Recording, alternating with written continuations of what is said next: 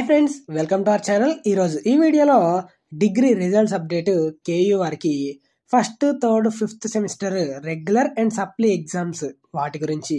Exams అనేవి first sem వారికి 20 డిసెంబర్న start అయ్యి 12th జనవరిన కంప్లీట్ అయ్యాయి. అలానే థర్డ్ సెమిస్టర్ వాళ్ళకి 21st డిసెంబర్న స్టార్ట్ అయ్యి 18th జనవరిన కంప్లీట్ అయ్యాయి.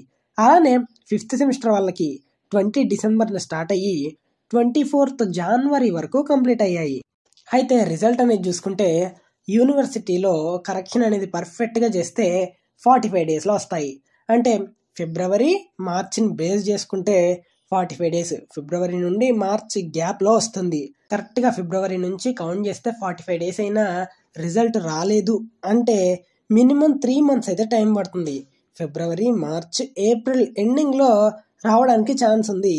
మినిమం 3 months అయితే టైం పడుతుంది.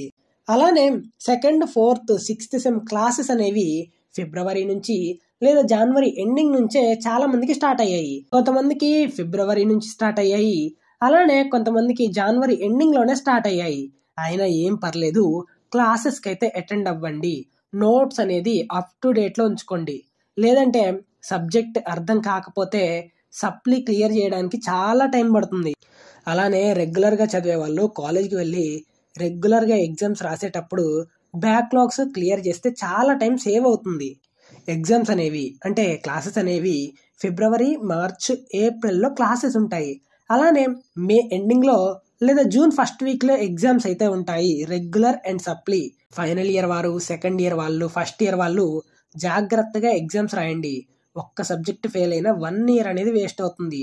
ఫైనల్ ఇయర్ వారికి అసలుకే ఇది లాస్ట్ సెమ్.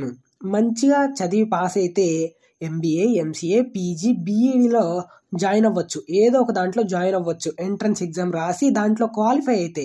దురదృష్టం కొద్దీ ఒక్క సబ్జెక్ట్ ఆగినా అది మళ్ళీ నెక్స్ట్ ఇయర్ సప్లీలో రాసుకోవడమే అని గుర్తుంచుకోండి ఫ్రెండ్స్. జాగ్రత్తగా కాలేజ్కి వెళ్ళి నోట్స్ అప్ టు డేట్లో ఉంచుకోండి. లాస్ట్ మినిట్ PDF కావాలి అంటే దొరకవు కాబట్టి మీరైతే మంచిగా కాలేజ్కి వెళ్ళి అప్ టు డేట్ ఇన్ఫర్మేషన్ అనేది నోట్బుక్లో రాసుకోండి.